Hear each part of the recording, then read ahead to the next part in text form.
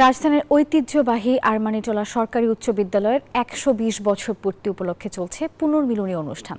School প্রাঙ্গণে সমবেত হয়েছে সাবেক ও বর্তমান শিক্ষার্থীরা। সেখানে রয়েছেন আমাদের সহকর্মী বজরুল আলম শাওন। যুক্ত হচ্ছি তার সঙ্গে। শাওন, আরমানিটোলা সরকারি উচ্চ বিদ্যালয়ে কি আয়োজন রয়েছে আজ, এবং অনেকেই তো অনেক বছর পর তাদের বন্ধুদের সঙ্গে দেখা পেয়েছেন, তারা কি বলছেন?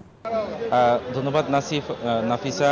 আরমানিটোলা উচ্চ বিদ্যালয়ের আজকে পুনর্মিলনী উৎসবের দ্বিতীয় দিন চলছে। আজকে মূলত যারা এই স্কুলের সাবেক শিক্ষার্থী রয়েছে তাদের পুনর্মিলনী, অর্থাৎ আপনি দেখতে পাচ্ছেন আমার পেছনে এই স্কুলের সাবেক শিক্ষার্থীরা এসেছেন। অনেকে বয়বৃদ্ধ হয়ে গেছেন, কিন্তু এই স্কুল চত্বরে এসে যেন তারা আবার সেই শৈশব এবং কৈশোরে ফিরে গেছেন, স্মৃতিচারণ করছেন। আপনাকে জানিয়ে রাখি, পুরান ঢাকার এই স্কুলটি মূলত ব্রিটিশ শাসনামলের ১৯০৪ সালে গোড়াপত্তন হয়।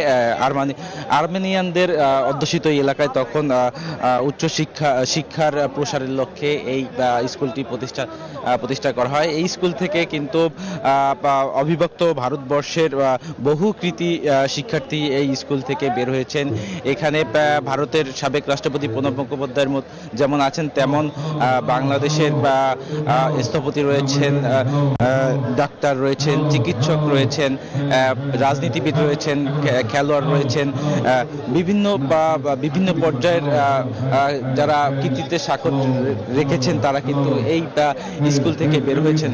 আরেকটা জিনিস আপনাকে জানিয়ে রাখি যে এই আরমানিটোলা সরকারি স্কুল থেকে, এই স্কুলটিকে মূলত হকি খেলার আতুরঘর বলা হয়। এখান থেকে বাংলাদেশের তারকা খেলোয়াড় বের হয়েছেন এই আরমানিটোলা স্কুল থেকে।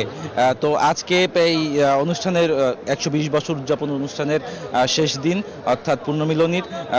তো এই ছিল আমার কাছে এখন পর্যন্ত সর্বশেষ সংবাদ।